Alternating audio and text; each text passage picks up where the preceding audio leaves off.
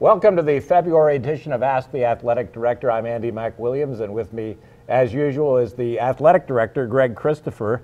Greg, we're in February. Now, March is next. If I remember my calendar, we're talking March Madness, we're talking bracketology, we're talking Big East tournament, and I think the $64,000 question from Xavier fans' perspective is, how many teams are going to make it from the Big East? I mean, highly speculative, but what do you think? How many teams are going to make it into the NCAA from a 10-team league? Hard to tell, Andy. It's actually a $250,000 question. Yeah, given that's how right. how much money per share there is. So, not to fixate on the dollars, but look, the Big East has been up near the top in kind of strength of conference RPI all year. So, headed down the stretch, it's going to be fun to watch. But I know as much as what our fans are reading too. Sometimes you see 4, sometimes you see 5. We're all beating up on each other, but we've got, about a third of basketball season to play, so every game's certainly going to count as we head down the stretch. We're only about 5 weeks away from the Big East tournament and Xavier's first involvement in the New York City edition of this. What kind of preparations are going on for players, for the fans, for people who are going to New York? Well, for the players and coaches, it's pretty straightforward. It's a basketball tournament, but for the fans, and especially because it's our first time there as part of the Big East tournament, it's going to be a lot of fun, and you're right, there is a lot of planning. The first thing I'd like to say is simply a thank you to our fans. We're now approaching, or probably going to be right around 600 tickets that we've sold for the Big East tournament. And so it's going to be a great showing of Xavier fans in New York. But we'll have programming and we'll have plans, and we'll start to get that news out here in the next week or so, really from Wednesday all the way through Saturday. So again, should be great to move Xavier east to Manhattan and take over New York City.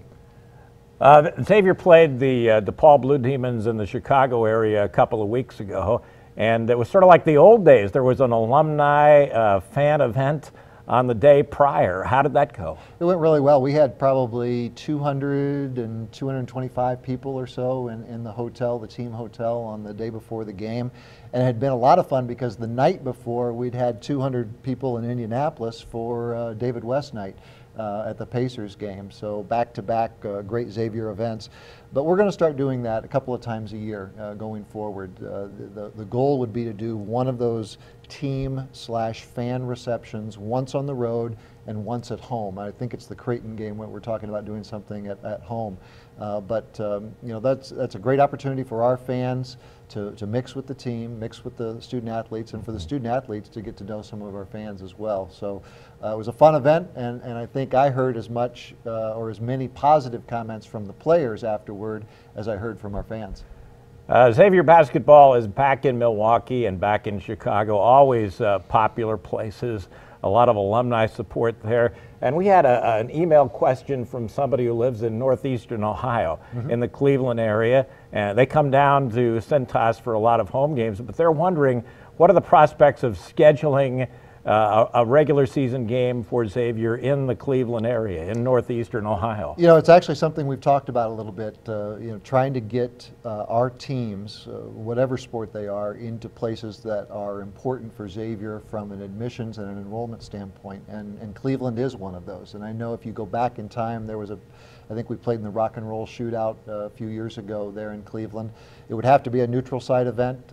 Things would have to kind of come right into play, but our formula is pretty straightforward. We're always going to play a handful of guarantee games. We're always going to have a few what I would call high major games, and then we got to try to fit in neutral site stuff. So, again, never say never. It is something we've talked about. I can't say in the next 12 months it's going to happen, or even 24 months, but would we like it to happen? The answer would be yes. Trying to make it happen would be something else. Certainly there are a lot of other things going on in Xavier athletics. Men's basketball is the cash cow, the most prominent, but there have been a lot of other good things going on. It's a busy time of year. The fall sports have just kind of finished up, and certainly men's soccer, volleyball had the the most positive season, so to speak, of those fall sports teams. Now we're into the winter sports. It was kind of neat to see from a men's soccer standpoint, Nick and Matt wind up with MLS teams, especially Nick being drafted at that number 10 spot. So that's a lot of positive publicity for Xavier. And then just in the last 2 or 3 weeks, I won't rattle off all the names, but I think we had tennis, swimming, and track all featured as Big East Players of the Week, so to speak, for those speaks. So a lot of positive things happening with our 18 sports. Academically, we're looking at the first semester in the rearview mirror, and the results are in. The grades have been posted, obviously, and things went very well for Xavier student athletes. Doesn't get nearly enough attention, but you're right. We just in the last week got the fall GPA, and our student athletes were once again 3.25. And again, it goes back to our student athletes have higher GPAs, higher graduation rate than the overall student body at Xavier. So really positive on that front. Just to tap into your expertise a little bit, you were involved heavily in the women's NCAA basketball selection committee. Mm-hmm. You were chairman, right, at one point. Yeah, I missed a meeting and wound up as chair. Yes. Yeah. You've been in the room then. You've officiated in selection. And how important are some of these factors like the RPI? Is that a be-all and end-all? RPI is not a be-all, end-all. There are about 15 different factors. I think this is all public data. Yep. And the two formulas, men's side, women's side, are identical. And so the same factors are being used. But you've got 10 different committee members, and at the end of the day, you've got 10 different people making different decisions on what's important. But last 10 played, RPI, strength of schedule, the conference wrapping paper, all these are different factors. That could be an hour conversation in its own right on how people get selected from an at-large basis, but it's an inexact science. But you've got 10 people that ultimately are really trying to all do the right thing and pick the best at-large teams. So it's a process. It's a process, definitely. A very long one. Yes. The NCAA is sponsoring a 6th fan contest among all Division I schools.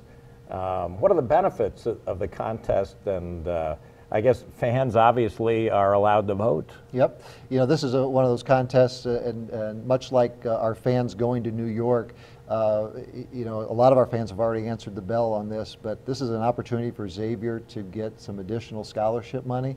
And our fans have already done a great job stepping up, but if they can vote online like this, as they say in Chicago politics, vote early, vote often. Yeah, and it helps Xavier out in the end. I think that Chicago political attitude is the only way that Xavier is going to contend with Missouri and UCLA and schools of that size.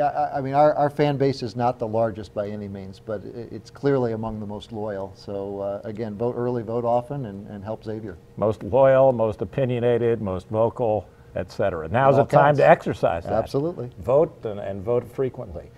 That's it for the February edition of the program. We'll be back in March, and I think we'll slot it right before we get into the tournaments. So Absolutely. There'll be a lot to talk about. And hopefully both Xavier men's and women's programs in a good position heading into their first endeavor in the Big East basketball tournaments.